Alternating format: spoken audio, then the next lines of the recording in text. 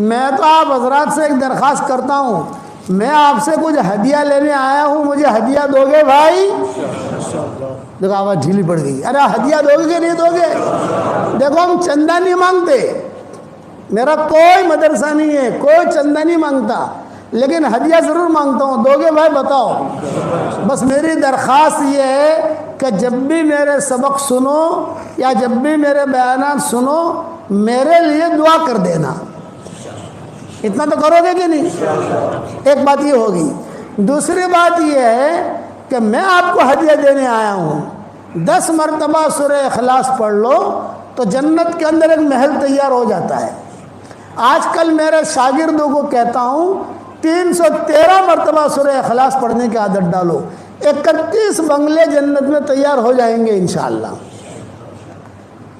اور کوئی income tax والا آپ کو فون نہیں کرے گا۔ تمہارے 20 نگر میں تو انکم ٹیکس والے بہت آتے ہیں نا کہ بھائی صاحب تم اتنے پیسے کہاں سے لائے تم؟ 313 مرتبہ سورہ اخلاص پڑھنے کی عادت ڈالو تو انشاءاللہ 31 بنگلے جنت میں تیار ہو جائیں گے، اور 104 مرتبہ قرآن شریف پڑھنے کے برابر اللہ ثواب دے گا۔ ایک ہدیہ تو یہ ہے۔ دوسرا ہدیہ یہ ہے 313 مرتبہ درود شریف پڑھو، شارٹ والا درود شریف، صلی اللہ علیہ وسلم صلی اللہ علیہ وسلم صلی اللہ علیہ وسلم، 313 مرتبہ۔ تیسرا ہدیہ ہے 313 مرتبہ استغفار پڑھو، اللہم اغفر لی اللہم اغفر لی اللہم اغفر لی، جلدی پورا ہو جائے گا انشاءاللہ۔ اور چوتھا ہدیہ اب نیا شروع کیا ہے، 100 مرتبہ سورہ فاتحہ پڑھنے کی عادت ڈال دو۔ جتنی دعائیں قرآن حدیث میں آئی ہے سب سے اہم اور جامع دعا سورہ فاتحہ میں، تو 100 مرتبہ وہ 4 ہدیے سمجھ گئے بھائی؟ 313 مرتبہ سورہ اخلاص، 313 مرتبہ درود شریف، 313 مرتبہ استغفار، اور 100 مرتبہ سورہ فاتحہ۔ اس کے بعد انشاءاللہ اللہ تعالیٰ سے جو مانگو گے اللہ آپ کی دعا قبول کرے گا، مرادیں بھی پوری کرے گا، اور انشاءاللہ مرنے کے بعد اتنے سارے بنگلے ہو جائیں گے کہ آپ کہو گے کہ یار بنگلے بنگلے ہیں۔ صحیح حدیث میں ہے یہ چیزیں۔ حضرت عمر سے حضور نے کہا تھا عمر 10 مرتبہ سورہ اخلاص پڑھ، جنت میں اللہ ایک بنگلہ دے دے گا، ایک محل دے گا۔ حضرت عمر نے کہا 10 مرتبہ پڑھوں جنت میں ایک محل؟ آپ نے فرمایا ہاں۔ حضرت عمر نے کہا بہت محل بناؤں گا۔ آپ نے فرمایا بنا جتنا بنانا ہو تجھے۔ تو یہ آپ لوگ شروع کرو گے انشاءاللہ۔ اس کے بعد اللہ تعالیٰ سے دعائیں مانگو، جو بھی حاجتیں ہوں اللہ تعالیٰ سے مانگو۔ اور ایک بات یہ بتاتا ہوں، جو کہ یہ مسجد ہے ہماری، اس کے 4 کونے ہیں، دیکھنا 4 کونے، ہر گھر کے تقریباً 4 کونے ہوتے ہیں۔ یہ کونا روزانہ رات کو اور دن کو تھوڑا پانی دے دینا،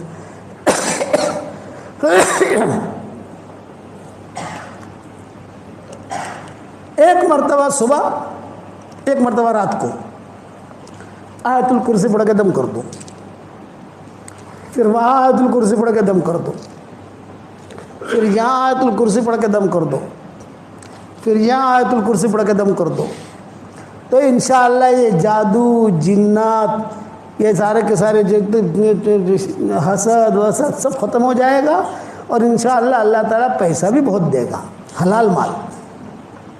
اور یہ کون کرتا تھا؟ عبد الرحمن ابن عوف کرتے تھے۔ حضرت عبد الرحمن ابن عوف کا معمول تھا، صحابہ کو کہتے تھے دیکھو اللہ نے مجھے کتنا مال دیا ہے، اتنا مال تھا عبد الرحمن ابن عوف کے پاس، اتنا مال تھا، جب ان کا انتقال ہوا اتنا سونا نکلا، اتنا سونا نکلا کہ سونا توڑتے توڑتے کدالیاں ٹوٹ گئی، سونا ختم نہیں ہوا، تقسیم کر دے، توڑ توڑ کے تقسیم کیا، یہ تیرا، یہ تیرا، یہ تیرا۔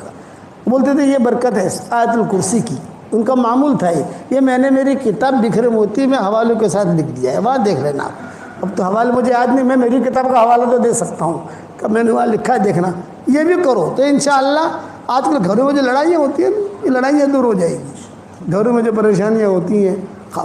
اور ایک اہم بات بتاتا ہوں، ٹاپ 1 بننا چاہتے ہو خاموش رہنا سیکھو، اور ٹاپ 2 بننا چاہتے ہو تو بدتمیزی کا جواب مت دو، کوئی بدتمیزی کرے تمہارے ساتھ اس کا جواب مت دو، اور ٹاپ 3 بننا چاہتے ہو تو اس کے اندر یہ کہ کوئی آپ کے ساتھ بد اخلاقی کرے، آپ اخلاق سے جواب دو۔ یہ 3 نصیحتیں میری عمل کر لو آپ، انشاءاللہ کبھی لڑائی نہیں ہوگی۔ لڑائیاں کہاں ہوتی ہیں؟ ہر آدمی چاہتا ہے کہ میں بڑا، اور بولتا بہت ہے۔ زیادہ بولنا کمال کی چیز نہیں ہے، خاموش رہنا کمال کی چیز ہے۔ زیادہ کھانا کمال کی چیز نہیں ہے، کم کھانا کمال کی چیز، اسی لیے روزہ رکھوایا۔ تو زیادہ بولو گے تو نہیں انشاءاللہ۔ اور یہ مضمون جو ہے میں نے حضور صلی اللہ علیہ وسلم کی وفات کا یہ یہاں تک میں نے پورا کر دیا۔ ہو سکتا ہے کل اگر جہاں جا رہے ہیں، ہمارا پروگرام ہے کل کسی بھی جگہ، تو وہ اس کو آگے لے کے چلیں گے اسی مضمون کو، یہ لوگ سن لیں گے ویڈیو میں جہاں پر بھی ہوگی انشاءاللہ۔ اور دعوت کے کام کو اپنا کام بناؤ انشاءاللہ۔ بناؤ گے انشاءاللہ؟ ہاں۔ چلہ کون کون دے گا؟ میں ذرا ہاتھ اوپر کر لو۔ واہ واہ واہ واہ واہ واہ، ماشاء اللہ اچھے لوگ ہیں، بس نگر کے لوگ بہت اچھے ہیں، سیدھے جنت میں چلے جائیں گے انشاءاللہ۔ میں دعا کرتا ہوں جس اللہ نے ہمیں یہاں جمع کیا، بھائی اللہ ہم سب کو جنت الفردوس میں حضور صلی اللہ علیہ وسلم کے پڑوس میں ہماری قیامت تک کے آنے والی نسلوں کے ساتھ اللہ ہم سب کو جمع فرما دے۔ اور جو میرے لیے دعا کرتا ہے میں اس کے لیے دعا کرتا ہوں، میرے لیے دعا کرو گے انشاءاللہ۔ اور میرا واٹس ایپ پر سبق یا 20 نگر پہنچتے کہ نہیں پہنچتے بھائی؟ پہنچ جاتے ہوں گے۔ وہ سنو، سن کر کسی اپنی بیوی کو سناؤ، بچے کو سناؤ۔ میں ہبلی گیا تھا، ہبلی، وہاں ایک نوجوان ملا، اس نے کہا کہ آپ کا سبق میں اکیلا 9 لاکھ آدمیوں کو بھیجتا ہوں، اور اللہ نے مجھے بہت پیسہ دیا ہے، تو میں نے آپ کے سبق کے لیے 11 موبائل خریدے ہیں، آپ کا سبق بھیجتا رہتا ہوں۔ آپ لوگ بھی آگے بڑھاؤ سبق، اللہ رسول کی بات ہوتی ہے، 2-2 منٹ کے 4-4 منٹ کے تو سبق ہوتے ہیں، 5-5 منٹ کے سبق ہوتے ہیں، اتنا ٹائم تو نکالنا پڑے گا بھائی۔ کرو گے انشاءاللہ؟ اللہ تعالیٰ ہم سب سے راضی ہو جائے، کہو آمین، دعا کر لیں۔ اللہم صلی علی محمد وعلی آل محمد کما صلیت علی ابراہیم وعلی آل ابراہیم انک حمید مجید۔ اے اللہ ہمارے گناہوں کو معاف فرما، ہماری خطاؤں سے درگزر فرما، ہمارے ان دوستوں کو قبول فرما، پورے 20 نگر والوں کو قبول فرما، ان کے مردوں کو قبول فرما، ان کی عورتوں کو قبول فرما۔ انہوں نے کھلایا اپنی طاقت کے مطابق، تو ان کو اور ہم سب کو کھلا تیرے شان کے مناسب۔ اچانک کا خیر ہمیں نصیب فرما، اچانک کے شر سے تو ہماری حفاظت فرما۔ اے اللہ میری تشکیل پر جو روزانہ 313 مرتبہ سورہ اخلاص پڑھے، اور 313 مرتبہ درود شریف پڑھے، اور 313 مرتبہ استغفار پڑھے، اور 100 مرتبہ سورہ فاتحہ پڑھے، اے اللہ اس کی ساری دعاؤں کو قبول فرما، اس کے پریشانیوں کو دور فرما، اس کے حاجتوں کا غیر سے تکفل فرما۔ اچانک کا خیر ہمیں نصیب فرما، اچانک کے شر سے تو ہماری حفاظت فرما۔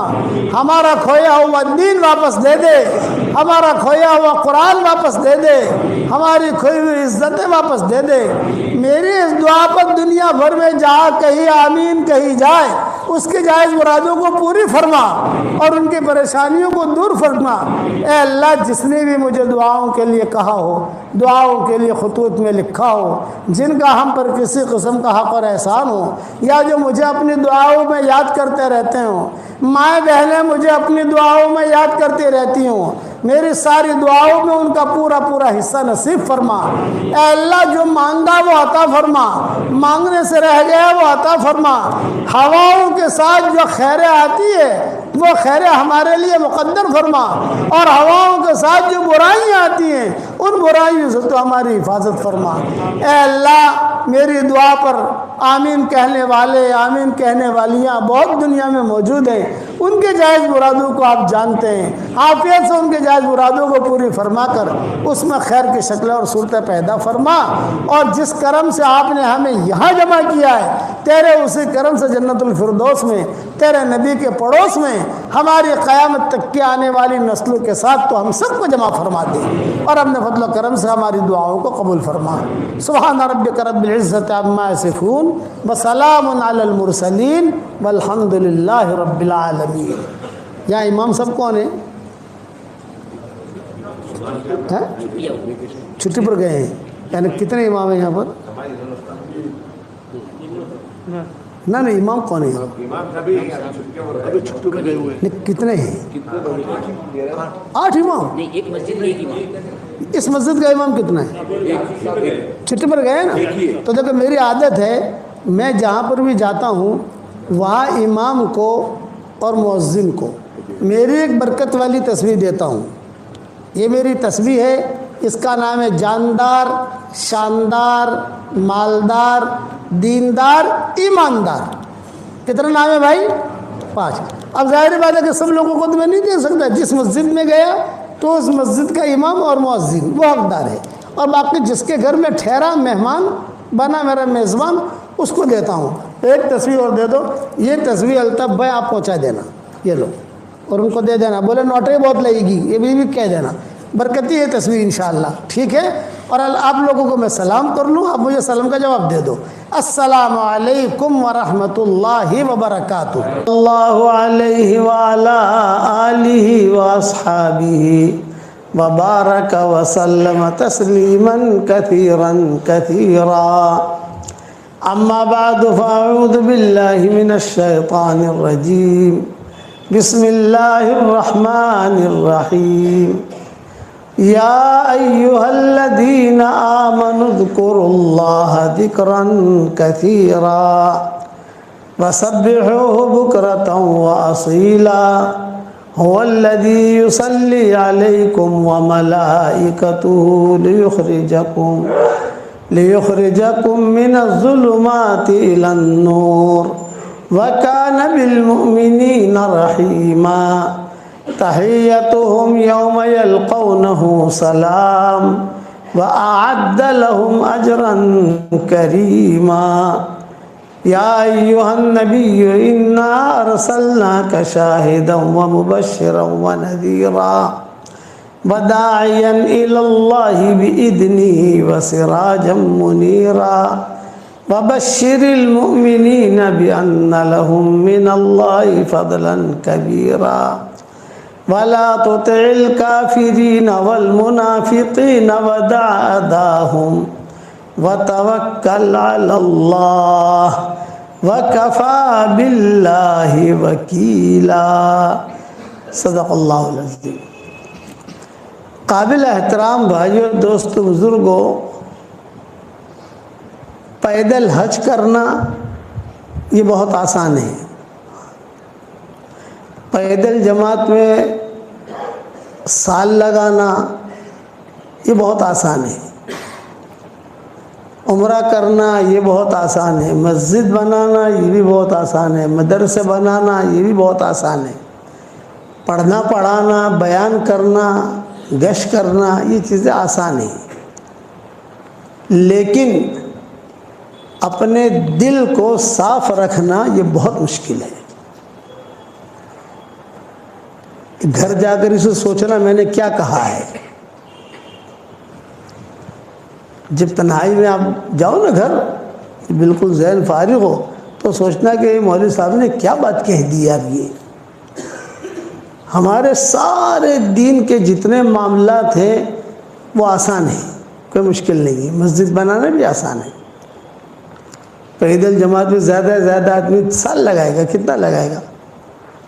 3 چلے لگاتے ہیں، 7 چلے لگاتے ہیں، پڑوس میں 7 چلے لگاتے ہیں. لیکن دل صاف رکھنا یہ بہت مشکل ہے. اس لیے اللہ کا جو معاملہ ہوتا ہے وہ دل کی صفائی کے ساتھ ہوتا ہے. اِعْلَمِ اللَّهُ فِي قُلُوبِكُمْ خَيْرًا يُؤْتِكُمْ خَيْرًا. تمہارے دلوں میں خیر ہوگی تو ہم تم کو خیر دیں گے. بیوی بھی سوئی ہوئی ہے، شوہر بھی سویا ہوا ہے، اور دونوں کے دلوں کے اندر کچرا بھرا ہوا ہے، کہاں سے اللہ کی مدد آئے گی؟ کہ صاحب ہم مسجد میں نماز بھی پڑھ رہے ہیں اور ہمارے دل جو ہے تحسبهم جميعا وقلوبهم شتى. یہ قرآن میں ہے، تحسبهم جميعا وقلوبهم شتى. ان کو سب کو دیکھیں گے آپ کے بالکل جو ہے اچھے طریقے سے بیٹھے ہوئے ہیں، نماز پڑھ رہے ہیں، سب پڑھ رہے ہیں، لیکن دلوں کے اندر اختلاف ہے. کس کے دل میں کیا، کس کے دل میں کیا، کس کے دل میں کیا. تو اللہ کا جو معاملہ ہوتا ہے وہ دل کے ساتھ ہوتا ہے. اسی لیے حدیث شریف میں آتا ہے کہ اللہ تعالیٰ تمہاری صورتوں کو نہیں دیکھتا، کہ تمہارے مال کو بھی نہیں دیکھتا کتنا مال ہے. لیکن ڈائریکٹ اللہ کی نگاہ انسان کے دل پر جاتی ہے. دل میں اگر گند بھری ہوئی ہے تو کوئی عبادت قبول نہیں ہوگی، اور دل صاف ہے تو عبادت بھی قبول ہوگی، دعا بھی قبول ہوگی. عشاء کی نماز ہم نے پڑھی اور دل کے اندر کچرا بھرا ہوا ہے، کسی کے بارے میں حسد ہے، کسی کے بارے میں بدگمانی ہے، کسی کے بارے میں کیا ہے، کسی کے بارے میں کیا ہے، تو کیا کہتے ہیں کہ نیکیاں مل جائیں گی. فرشتہ کیا لکھے گا کہ اس نے عشاء کی نماز پڑھ لی، فرض ادا ہو گیا. لیکن اس نماز پر جو نتیجہ نکلتا ہے وہ نہیں نکلے گا، وہ نہیں نکلے گا. اس لیے اس وقت میں یہ بنیادی چیز ہے کہ آدمی اپنے دل پر بھی محنت کرے. ظاہری نماز ہماری اچھی ہو، ہم فکر کرتے نہیں کرتے، رکوع برابر ہو، سجدہ برابر ہو، کپڑے ذرا پاک صاف ہوں، خوشبو ہو، خوش و خضو کے ساتھ نماز پڑھیں. اس سے زیادہ ضروری ہے کہ آدمی کا دل جو ہے صاف ہونا چاہیے. جس کے دل صاف ہوتے ہیں اس کو ہوائیں بھی سلام کرتی ہیں، اور جس کے دل میں کچرا ہوتا ہے تو خیر آ کر بھی چلی جاتی ہے. دروازے پر آئے گی خیر، لیکن دیکھے گا کہ ہاں ان کے دل کے اندر کچرا ہے تو خیر نکل جائے گی. کسی زمانے میں افغانستان میں حالات آئے تھے، آج سے 600-700 سال پہلے کا ایک قصہ ہے. زلزلے آئے. عام طور سے جہاں پہاڑ ہوتے ہیں وہاں زلزلے نہیں آتے، عام طور سے یہ اللہ کا نظام ہے کہ وہاں زلزلے کم آتے ہیں. جہاں پہاڑ زیادہ ہوں، قریب وہاں زلزلے کم آتے ہیں. وہ پہاڑ جو ہے وہ زمین کو ہلنے سے وہ روک دیتے ہیں. تو وہاں پہاڑ بہت ہے، لیکن کچھ وہ حالات آئے ان پر 700 سال پہلے. کو لاوا پھٹا، آگ نکلی، اس میں پھر زلزلہ بھی آیا، کئی لوگ دائیں بائیں ہو گئے. تو ایک عورت اپنے چھوٹے بچوں کو لے کر وہاں سے پیدل تاشقند پہنچی.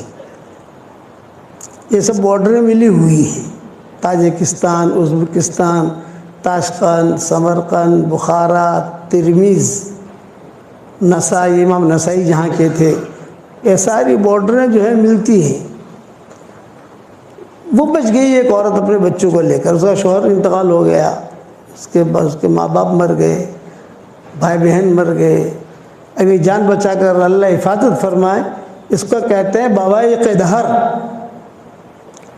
زمانے کا الٹ پھیر، کہ بیٹھا آدمی ہے اور اچانک جو حال آ گیا. اللہ حفاظت فرمایا. اس لیے حدیث میں دعا منگوائی کہ اللہم انی اعوذ بک من شر بوائق الدہر، اے اللہ زمانے کے الٹ پھیر سے تو میری حفاظت فرمانا. حدیثوں میں یہ دعائیں آتی ہیں. میں نے میری کتاب اللہ کی پناہ میں یہ دعا بہت اہتمام سے لکھی ہے، اور شاید میں نے اس کے بارے میں سبق بھی دیا ہوگا، یاد نہیں ہے ابھی مجھے. جیسے ہمارے واٹس ایپ پر سبق آتے ہیں، اس میں میں نے کسی جگہ پڑھوایا ہے لوگوں کو.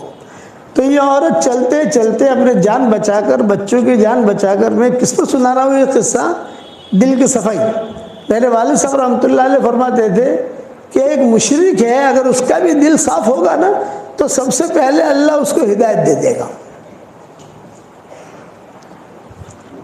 یہ ابا فرماتے ہے مشرک، لیکن دل اگر صاف ہے، اور یہ دل سے جو لوگوں کی خدمت کرنا سوچتا ہے، یہ کرتا ہے، تو سب سے پہلا کام اللہ کی طرف سے یہ ہوگا کہ اس کو ہدایت ملے گی، کار خیر کرنے کی توفیق ملے گی، آگے بڑھتا رہے گا وہ.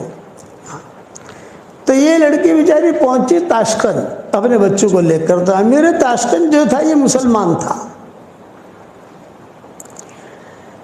سیدھی گئی وہاں پر، اور وہاں جا کر اس نے اس سے کہا کہ دیکھ میں جو ہے سید گھرانے کی ہوں، اور افغانستان سے چلتے چلتے چھوٹے بچوں کو لے کر آئی ہوں. میرا سارا گھر اجڑ گیا ہے، اور میں سید گھرانے کی ہوں، تو میری مدد کر. تو اس نے کہا میں تیری مدد کروں، لیکن ایک شرط کے ساتھ کہ تو سید گھرانے کی ہے. تو دلیل لا ثبوت لا ثبوت. بھئی تو سید گھرانے کی کیا ثبوت ہے؟ کوئی رستے میں چلتے چلتے کہہ دے میں سید گھرانے کہوں تو ایسا تو مانا نہیں جاتا، کوئی ثبوت ہوتا ہے، تیرے پاس سند ہو، تیرے پاس ثبوت ہو، تیرے پاس کوئی دلیل ہو تو تو لا۔ تو اس لڑکے نے کہا کہ میں ثبوت کہاں سے لاؤں، سارا گھر ہی اجڑ گیا ہے میرا، میرے پاس کوئی ثبوت نہیں ہے۔ تو اس بات سے وہ جو امیر تاشقند تھا اس نے کہا کہ میں مدد نہیں کرتا، تھا مسلمان، خیر اس کے گھر پر آئی لیکن خیر کی قدر نہیں کی اس نے، وہ لڑکی چلے گئی۔ اسی کے بنگلے کے سامنے ایک مجوسی کا بنگلہ تھا ایرانی، وہاں گئی، دستک دی، وہ نکلا، سیٹھ نکلا، آپ بہن کیوں آئی ہو؟ یہ فرمایا کہ میں جو ہے سید گھرانے کی ہوں اور بہت حالات میں آئی ہوں اور آپ میری مدد کریں۔ تو اس نے کہا اچھا تم سید گھرانے کی ہو، بنت رسول، حضور صلی اللہ علیہ وسلم کی بیٹی؟ ہاں، ارے آ جاؤ، بہت اکرام کیا، حالانکہ وہ مجوسی تھا، وہ امیر جو تھا وہ مسلمان تھا اور یہ مجوسی تھا، لیکن صاف دل کا تھا، معاملات کا کلیئر تھا۔ تو چنانچہ کتابوں میں لکھا ہے کہ دیکھو یہ 3 کمرے جو ہے وہ تیرے ہیں، تیری بچوں کے، تو آرام سے رہے جب تک تو زندہ رہے اور تیرے بچے زندہ رہے، تب تک تو رہے یہاں پر، میری طرف سے اجازت ہے، کھانا پینا سب تجھے مل جائے گا، فکر مت کرنا۔ خیر لڑکی خوش ہو گئی کہ اس مسلمان نے مدد نہیں کی، یہ مجوسی نے مدد کی۔ رات کو وہ جو امیر تاشقند تھا یہ سویا، اس نے خواب میں دیکھا کہ جنت سجی ہوئی ہے، لدی ہوئی ہے، اور حضور صلی اللہ علیہ وسلم وہ جنت کی چابی لے کر باہر کھڑے ہیں۔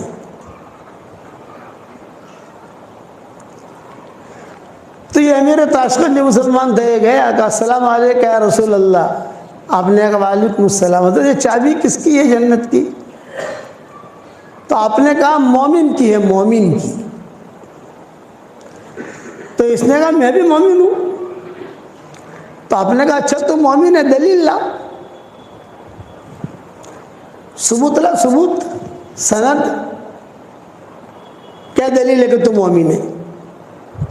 جب آپ نے اتنا جملہ کہا خواب میں کہ تم دلیل لا، ثبوت لا، سند لا، وہ سمجھ گیا۔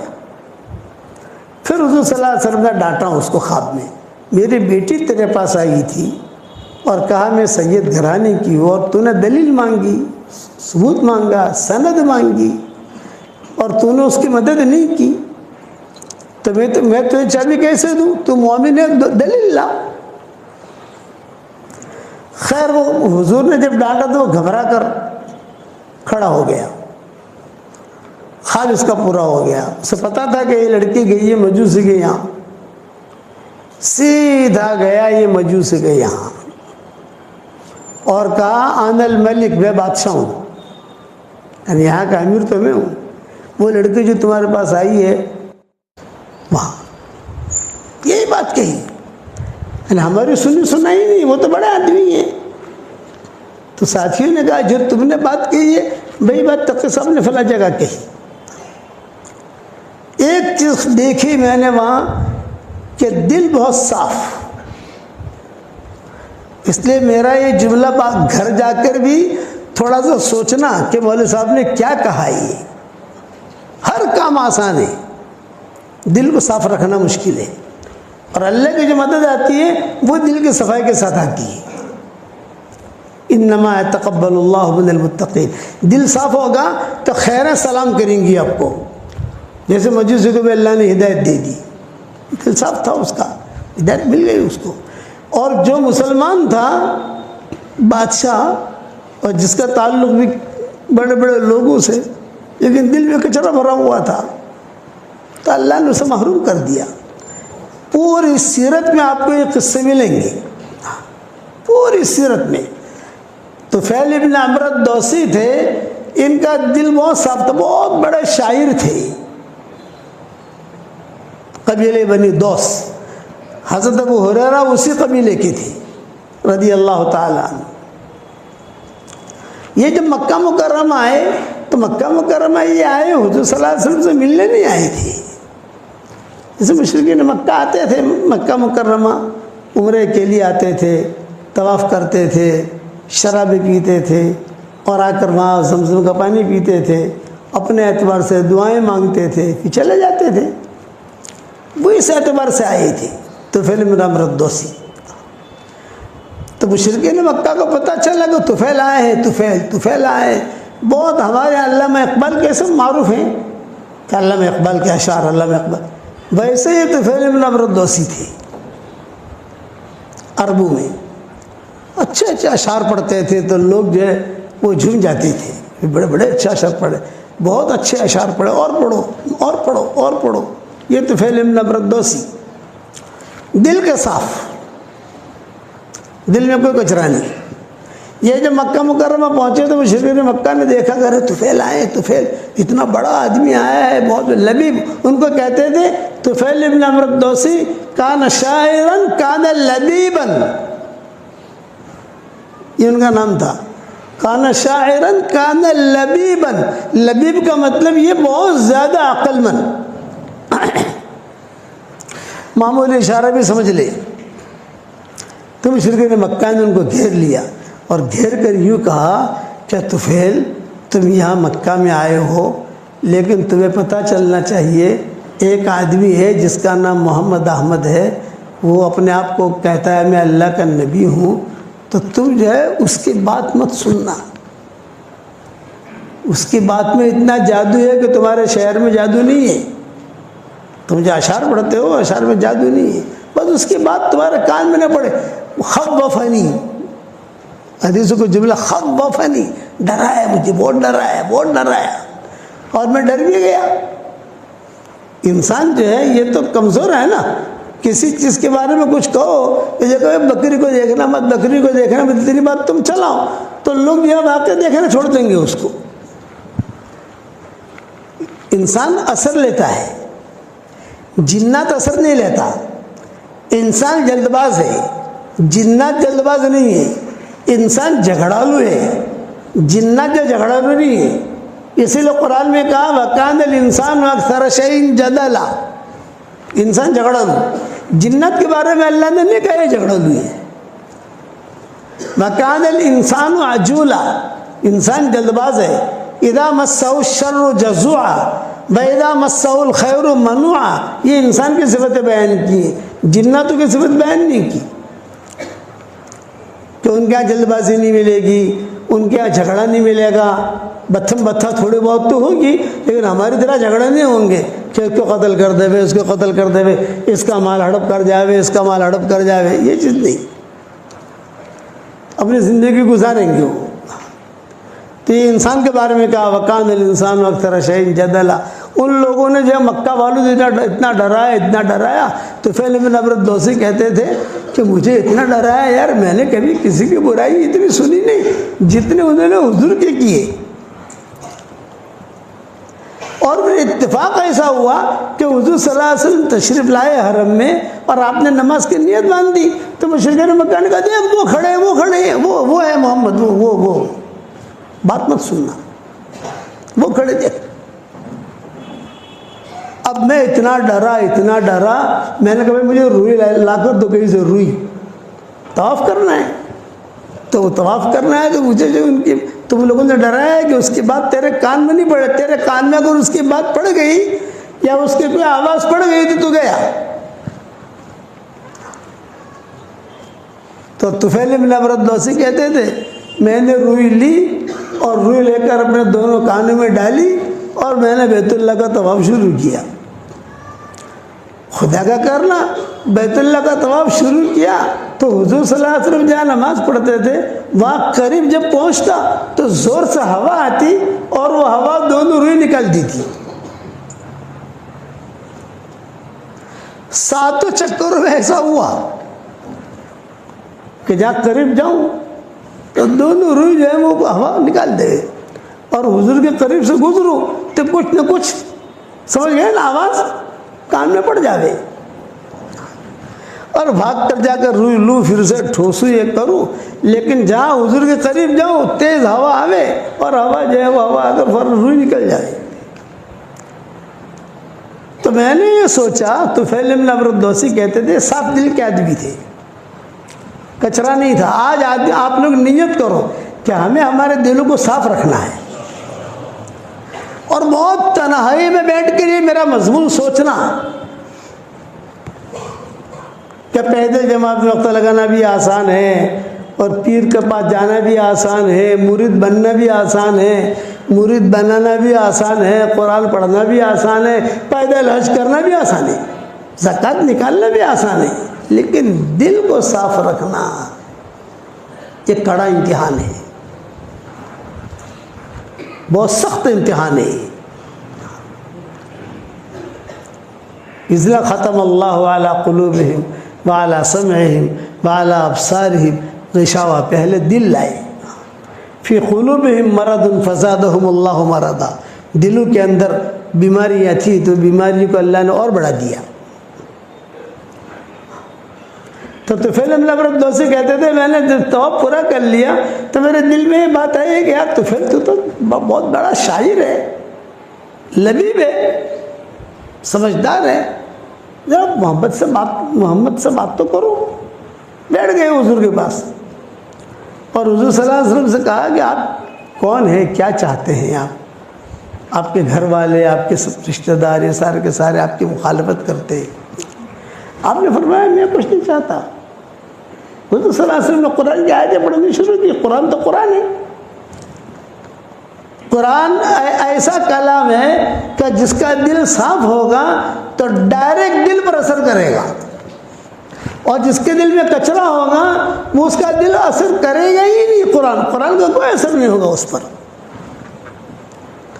اسی لیے حضور صلی اللہ علیہ وسلم دعا مانگتے تھے کہ اللہم طہر قلبی من النفاق، اے اللہ میرے دل کو تو پاک کر نفاق سے۔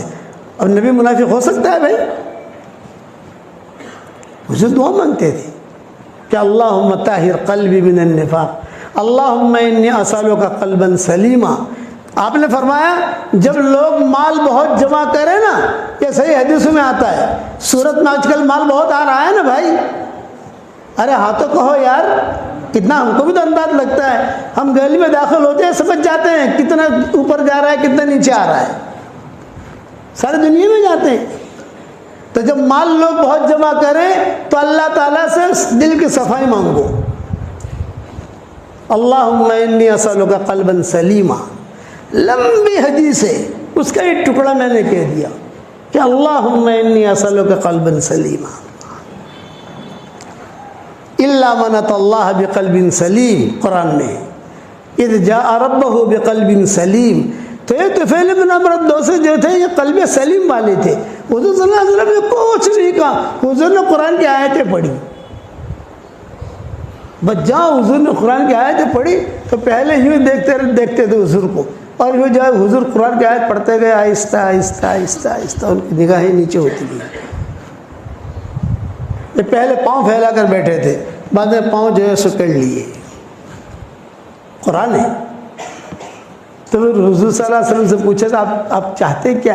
میں کہتا ہوں مسلمان ہو جائے، کامیاب ہو جائے گا تو، یہ کہاں چکروں میں پڑھا ہے اس کے، تو مجھے کیا کرنا پڑے گا؟ یہ فرمایا کہ تم کلمہ پڑھ لے، مجھے اللہ کا نبی مان لے، مسلمان ہو گئے وہ۔ وہاں مشرکین مکہ دیکھ رہے تھے، وہ کہہ رہے تھے ارے یار یہ بھی جو ہے نا اس کی باتوں میں آ گیا، یہ باتیں کر رہا ہے، اب ہاتھ ہلنے بند ہو گئے ہیں، پاؤں بھی سکڑنے لگے ہیں، اور آنکھیں بھی نظریں بھی جو ہے نیچے ہونے لگی ہے، مانو نہ مانو یہ مسلمان ہو گیا۔ اچھا یہ معالج بھی تھے، علاج بھی کرتے تھے، جنات وغیرہ کا علاج، جنات ہو جادو ہو، یہ تو شروع سے چلا آ رہا ہے نا، جنات جادو، تو یہ علاج بھی تھے، وہ علاج بھی کرتے تھے۔ تو مشرکین مکہ نے کہا تھا ان کو کہ دیکھو ذرا دماغ میں سالبہ کو بھی کہا تھا، دماغ کو بھی کہا تھا، ان کو بھی کہا تھا کہ دیکھو تم جاؤ تو اس کی بات مت ماننا، ایسا لگ رہا ہے کہ محمد پر جادو ہو گیا ہے، کسی کا نظر لگ گئی ہے، تو ذرا علاج بھی کر دینا۔ تو انہوں نے کہا ٹھیک ہے میں علاج کر لوں گا، بے فکر رہو۔ اب جب حضور صلی اللہ علیہ وسلم گھر میں گئے تھے، پیچھے پیچھے گھر تک چھوڑنے گئے، وہاں ساری ٹولی دیکھ رہی تھی، یہ تو حضور کے ساتھ جا رہے ہیں، اور حضور صلی اللہ علیہ وسلم گھر میں چلے گئے۔ گھر میں جانے سے پہلے انہوں نے کہا طفیل بن عمرو الدوسی نے کہ حضرت میں میری قوم کا بڑا ہوں اور ساری قوم جو ہے یہ مجھے اپنا بڑا مانتی ہے۔ ابو ہریرہ جو تھے اسی قبیلے کے تھے، قبیلے بنے دوست کے تھے ابو ہریرہ، بعد میں مسلمان ہوئے ہیں۔ اب طفیل بن عمرو الدوسی کو مارنے والے یہ ابو ہریرہ تھے۔ ارے کیا تو اسلام کی بات کر رہے ہیں یہاں پر ہمارے گاؤں میں آ کر؟ یہ اسی قبیلے کے تھے، طفیل بن عمرو الدوسی کے قبیلے کے ابو ہریرہ۔ تو حضور صلی اللہ علیہ وسلم نے فرمایا کہ ہاں تمہارے قوم میں جاؤ اور ان کو اللہ رسول کی طرف دعوت دو، کوئی بات نہیں ہے، تم جاؤ دعوت دینا۔ یہ کہہ کر طفیل بن عمرو الدوسی جو ہے لوٹے تو مشرکین مکہ نے پکڑ لیا۔ ارے طفیل کیا ہوا کیا ہوا؟ یہ فرمایا میں گیا تو تھا ان کے علاج کرنے کے لیے، لیکن انہوں نے میرا علاج کر دیا۔ میں گیا تھا محمد کے علاج کرنے کے، محمد کا علاج کروں، تو انہوں نے میرا علاج کر دیا اور میں مسلمان ہو گیا۔ تو مکہ والوں نے کیا کہا؟ کہا ہمارا تمہارا کوئی جوڑ نہیں، کوئی بات نہیں، تم سے دوست رکھنے کا مجھے کوئی فائدہ بھی نہیں ہے، یعنی مجھے تمہاری ضرورت بھی نہیں ہے، کوئی مسئلہ نہیں ہے۔ چلتے چلتے انہوں نے ایک بات حضور صلی اللہ علیہ وسلم سے پوچھی تھی، ایک بات فرمایا حضرت میں اپنے قوم کا بڑا تو ہوں، لیکن ایک مسئلہ ہے، وہ مسئلہ یہ ہے کہ میں وہاں جا کر دعوت دوں گا تو یہ لوگ پوچھیں گے کوئی نشانی ہے کہ نہیں، کچھ تو آپ دعا کر دیں کہ اللہ تعالیٰ کوئی نشانی دے دے مجھ کو۔ تو حضور نے دعا کے لیے ہاتھ اٹھائی، اللہم اجعل لہ آیہ، اللہم اجعل لہ آیہ، اے اللہ اس کو نشانی دے دے۔ فرشتوں نے آمین کہی، حضور نے آمین کہی، طفیل بن عمرو الدوسی نے آمین کہی، دعا قبول ہو گئی۔ طفیل بن عمرو الدوسی کہتے ہیں میں مشرکین مکہ میں اعلان کر کے نکلا بھی، میں تو مسلمان ہو گیا ہوں، میں تو جا رہا ہوں، تو کوئی بات نہیں۔ اب یہ روانہ ہوئے، اپنے قبیلے میں پہنچے۔ ان کا قبیلہ پہاڑوں کے بیچ میں رہتا تھا، یعنی ان کے قبیلے میں جانا ہو، داخل ہونا ہو تو جب پہاڑ سے اتر کر پھر نیچے جاؤ آپ تو ان کا قبیلہ ملے گا۔ سب کے گھر رہتے تھے وہاں، اور چاروں طرف پہاڑیاں۔ جب میں پہاڑی کے اوپر سے نیچے اترا تو اچانک میرے پیشانی سے نور نکلا، یہ طفیل کہتے تھے۔ اچانک میں گھبرا گیا، ارے کیا؟ اور میرا جو قبیلہ تھا یہ پورا کا پورا روشن ہو رہا ہے، جہاں دیکھوں وہاں روشنی، جہاں دیکھوں وہاں روشنی، یوں دیکھوں تو یوں روشنی، یوں دیکھوں تو یوں روشنی، یہ دیکھوں تو یوں روشنی۔ میں گھبرایا، پھر مجھے اچانک یاد آیا کہ ارے حضور صلی اللہ علیہ وسلم نے دعا مانگی تھی نا، اللہم اجعل لہ آیہ، اللہ ایک نشانی دینا ہے اس کو، یہ نشانی ہے۔ تو میں نے اللہ سے کہا اللہم فی غیر وجہن، یہ حدیث کے جملے، اللہم فی غیر وجہن، کیا مطلب؟ اے اللہ یہ نشانی ہے، یہ تو میں نے حضور صلی اللہ علیہ وسلم سے کہی تھی، وہی دعا قبول ہوئے، لیکن اللہ پاک یہاں سے میرا یہ نور ہٹا دے، اس لیے کہ اس روشنی کو لے کر، اس نور کو لے کے میں جاؤں گا تو میری قوم کہے گی تو نے اپنا دھرم چھوڑا تھا، تیرا چہرہ بھی بگڑ گیا۔ باتیں کرنے کے لیے